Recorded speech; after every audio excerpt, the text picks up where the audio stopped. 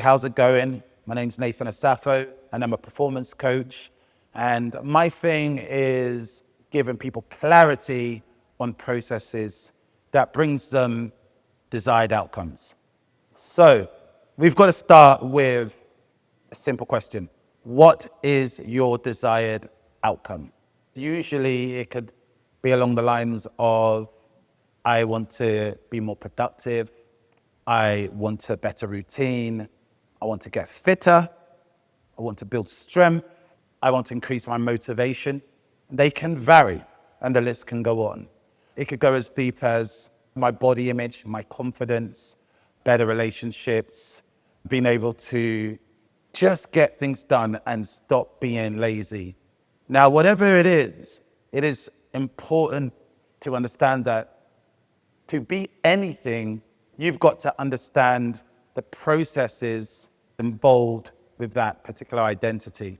Now, that identity could be anything.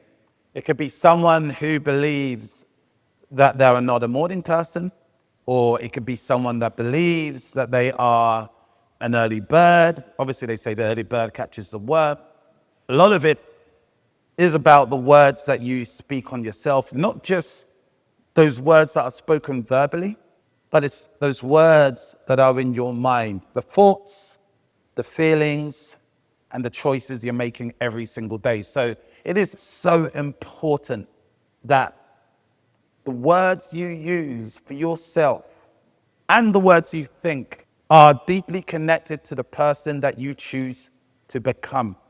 So whatever it is you want to become, you've got to understand the characteristics of that person. So when I'm coaching people, I always start with those desired outcomes.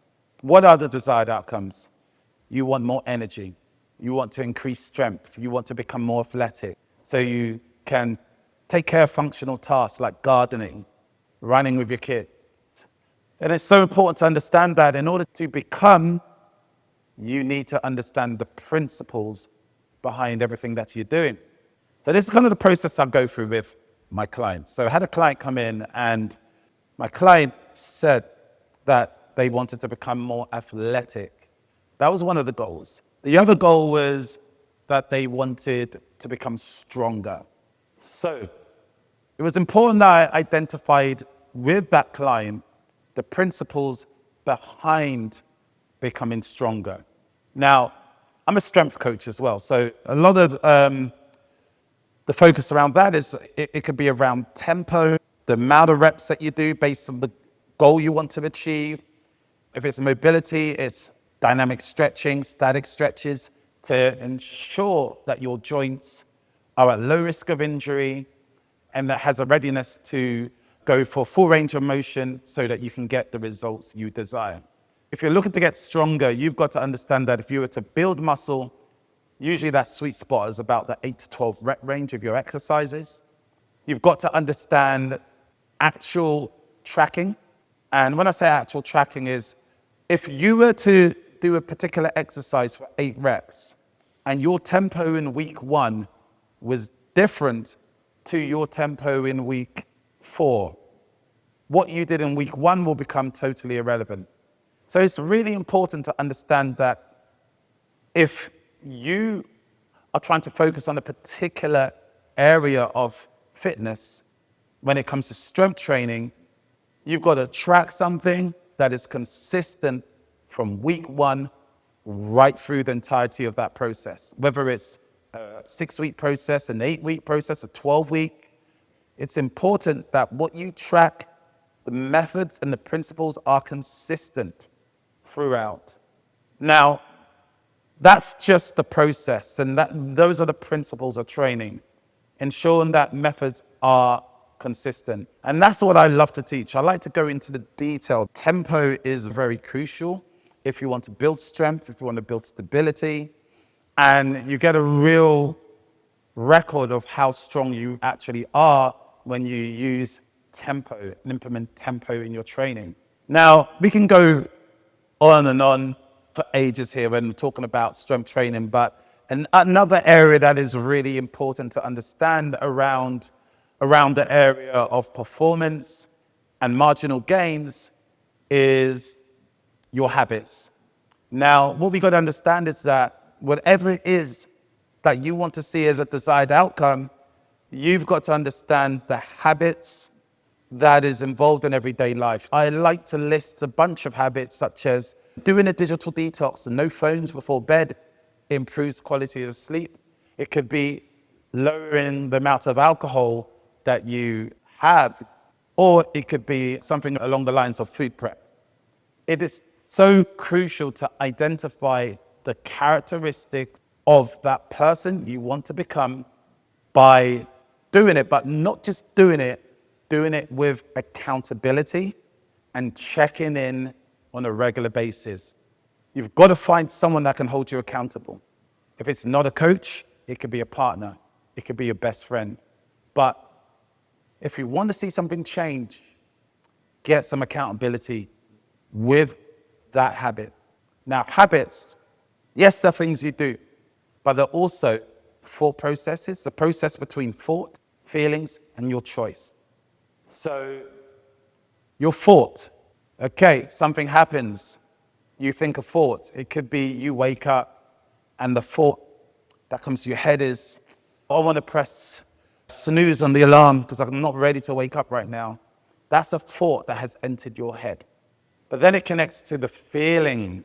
So the feeling and the thought, they come together quite quickly. So the feeling, the thought, and then the choice. What choice do you make as a result of the feeling and the thought? Now, changing habits are very challenging because it is part of your identity. It is a characteristic that is formed.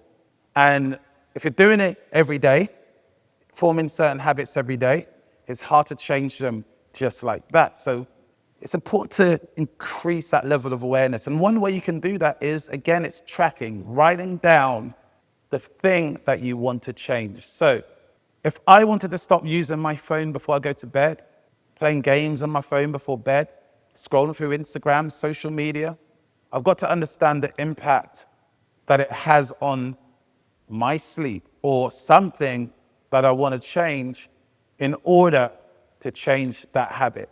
And having someone at the end of the week sit down with me saying that, hey, I intentionally did everything in my power to ensure that I did that digital detox. I put my phone in a drawer, finding an alternative, whether it's a book to read, something along those lines, then I'm more guaranteed to see that shift in my characteristics. So when you are actually trying to change habits and not overwhelming yourself by trying to do it drastically, but you're doing maybe 3 days, bit by bit, and you are checking in each week. And then you could just say, hey, you know, what I will do the next week is I'm going to try to make a little adjustment here. Maybe I got 3 days out of the 5 days. This time I'm going to do 4. And those are the marginal gains that will take you further. And if you refer to what James Clear says in Atomic Habits, he talks about the fact that 1% a day will make you 37 times better by the end of the year. So it's so important to look at the little things that you can implement, but check in on yourself with someone every week, because accountability is so crucial when it comes to habit forming. Right? Now, we've got down the principles of training. We've got down habit forming. The other thing is, what you got to understand is if you want to see some marginal gains and you want it to impact performance, a big part of that is your nutrition. So what are you putting in your body to promote change? Now, when it comes to food, we look at 2 things. We look at performance and we look at recovery. And like any habit, change is only powerful when you look at where you're at right now and look at adjustments that you can make based on real evidence of what you're already doing. So if there is real evidence of what you're really doing right now, in reality, then it's easier for you to actually have a look at what you're doing, look at where the gaps are, and make little changes along the way. So whenever I have a client in that first month, first 4 weeks, I'd ask them to show me 2 to 4 days of what you eat. And what we'll do on a specific day of the week, that will be once a week, is we will make little adjustments and identify a few areas. So we're looking at protein. Now, protein is a macronutrient that is quite dense. It helps aid recovery, and it will help you build muscle. The fact that it's dense, it goes deepest into the gut, meaning that you are going to burn more calories eating protein. If your goal is weight loss, of course, if your goal is to have a better metabolism. But you've also got to understand that your gut goes through a process. Everything that goes in, the enzymes capture it like Pac-Man, and they distribute your nutrients throughout your body. So this is real stuff, because you are what you eat, literally. And the protein that goes in doesn't only help with an improved metabolism, it doesn't just go deepest into the gut, meaning that the body has to work harder, burn more calories in order for you to digest it. But over time, the recovery process gets better. You start to develop and build more muscle marginally. Every week takes about 3 to 5 days for your muscles to recover from workouts. So during that crucial period of repair, the 3 to 5 day period, you've got to ensure that the protein that you are consuming is enough for recovery, is enough for muscle growth. So it is so important to understand that if you want to see an increase of muscle on your body for recovery, for performance, better performance, because the more muscle you have, the better you perform, for muscle growth, then you've got to consume enough protein every day. The other thing I like to look at is carbohydrates. Now, what you've got to understand is that in order for you to actually improve performance, and keep in mind that performance helps increase the impact of your workouts, whether it's as a result of increasing your performance, you're going to burn more calories. As a result of increasing your performance, you're going to break down more muscle tissue, which means you build more muscle. As a result of increasing your performance, you're going to have more energy long term. Performance is the key when it comes to seeing change from your workouts. But in order to perform, you need to have fuel.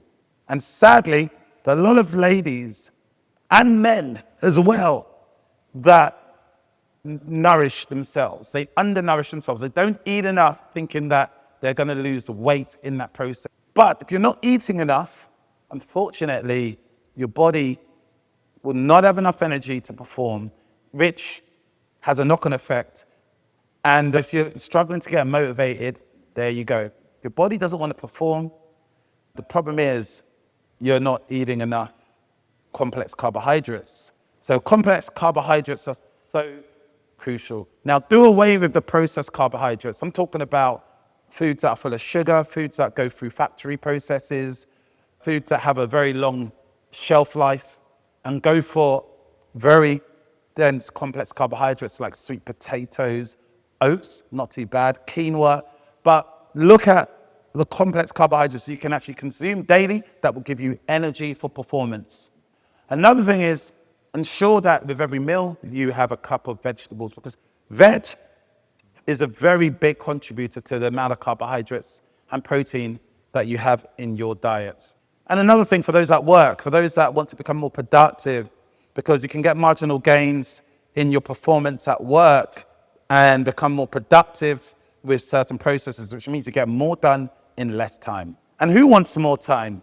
We all do. I definitely want more time to start with. So fats are a big contributor to improving cognitive health. That means thought processes are so much better.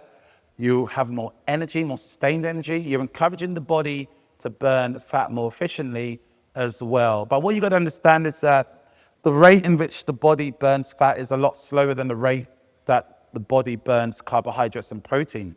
For carbohydrates and protein, it takes about 4 calories. If you're doing like your steady state cardio, you're on a treadmill, you're going up some stairs. It takes about 4 calories to burn about a gram of the carb sugars and the sugars from the protein.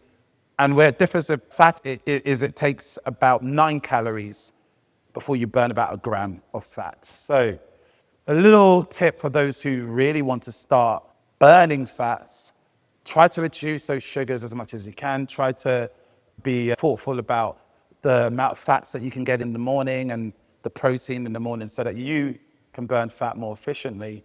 Think of what you're eating in the evening as well. It's just a big motivator to actually eat better in the evenings and first thing in the morning if you are trying to cut fat. Now, to end this, I'm a very firm believer in the words that we don't only say, but the words that we think on ourselves. So if I look at the power of words, what we got to understand is that God created the heaven and the earth with words. That's what the Bible says. The Bible says the word was God and the word became life. He could have simply just said he created the heavens and earth, but he described his creation. He described every detail of it from day 1 to day 6. But if I'm being careful what I'm saying, day 6, he said, let us create man in our own image. And what that tells me is that God is a creative father. And if he's creating us in his own image, he's creating a creator. And what that tells me is that we have dominion over this earth. So he has created us to create anything we want to create on this earth. And if he can create with the word, then we can create with the word. So whatever it is you want to see change in your life, whether it's becoming more productive, getting a promotion, you can create that with the word. And those words are not just words you say, these are words that you think every single day. So we've got to become careful of how we label ourselves, what we think about ourselves. Even the tiny little statements like, I'm not a morning person, I'm not a gym person. All these things, these are obstacles that we are putting upon ourselves so that we don't become the things we want to be. So be careful not to put a word on yourself to trap yourself in a world that you don't want to live in. It's so important that you understand the power of the words that you use on a day-to-day basis.